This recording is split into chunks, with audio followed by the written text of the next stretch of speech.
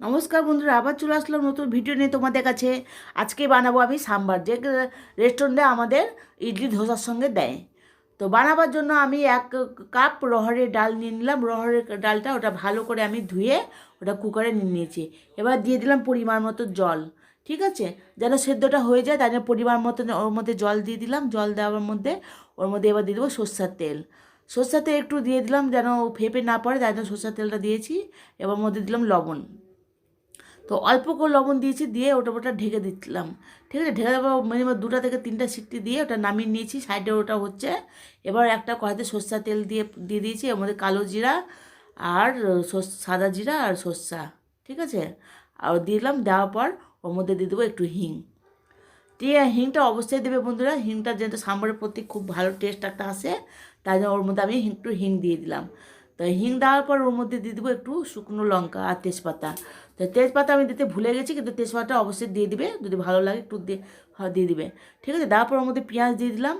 মানে একটু বেশি করে পেঁয়াজটা দিতে হয়, এটা একটু বেশি করে পেঁয়াজ কেটে ওর মধ্যে দিয়ে এটা ভালো করে এবার ভেজে নিব। তো কারি পাতা দিয়ে দিলাম। কারি পাতা যদি থাকে কারি পাতা দিবে, না তো ধনা পাতা দিলেও হবে। তো এবার টমেটো দিলাম। টমেটো দিয়ে ভালো করে একটু ভাজা নাড়াচাড়া করে নিব। নাড়াচাড়া ভালো করে ওটা এবার ঢেকে দিব। তো ঢেকে দেওয়ার জন্য ওটা যেন সিদ্ধ হয়ে যায় পেঁয়াজ আর টমেটোটা, তাই জন্য ওটা আমি ঢেকে দিলাম।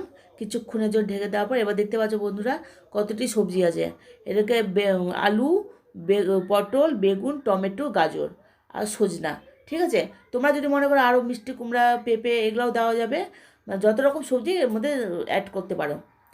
তো এবার আমি সাইডে সবজিগুলো রেখে দিয়েছি। এবার এটা ভালো করে ভাজা করে নিব, টমেটো আর পেঁয়াজটা।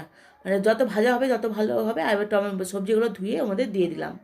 তো সবজিগুলো যত মানে এটা হচ্ছে কিছুটা সবজির তরকারি মতন, কিন্তু সাম্বারের মতো খুব টেস্ট, খুব সুন্দর এটা খেতে। তো ভালো করে ধুয়ে ভালো করে ঢাকা টাকা দিয়ে এটা ভালো করে সেদ্ধ করে নিব। যারা ভাজা করে মানে এটা সবজি যেমন তৈরি করে ওইভাবে এবার এটা বানিয়ে নিব। ভালো করে এবার নাড়াচাড়া করে নিচ্ছি বন্ধুরা। দেখতে পাচ্ছ এখন কালারটা চেঞ্জ হয়ে গেছে নিজেই। খুব সুন্দর একটা কালার চলে এসেছে। এবার ওতে লবণ দিয়ে দিলাম।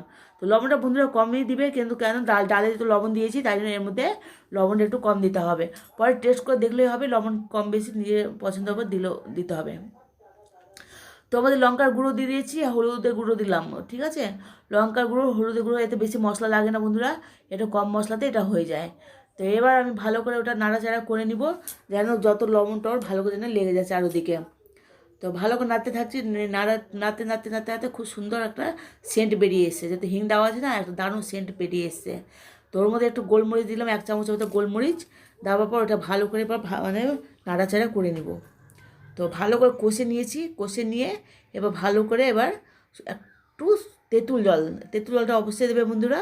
তেঁতুল জল একটু দিয়ে দিলাম, যাতে একটু টক ভাবটা যেন এটা আসে। ঠিক আছে, তাই জন্য অল্প একটু তেঁতুল জলটা। আর সাইডের ডালটা যেটা সেদ্ধ হয়ে গেছে, এবার ডালটা ওটা কিছুক্ষণ পরে দিব, এখন দিব না, একটু পরে এটা দিব, যেন সবজিটা ভালো করে দেখলেই সেদ্ধ হয়েছে কি না।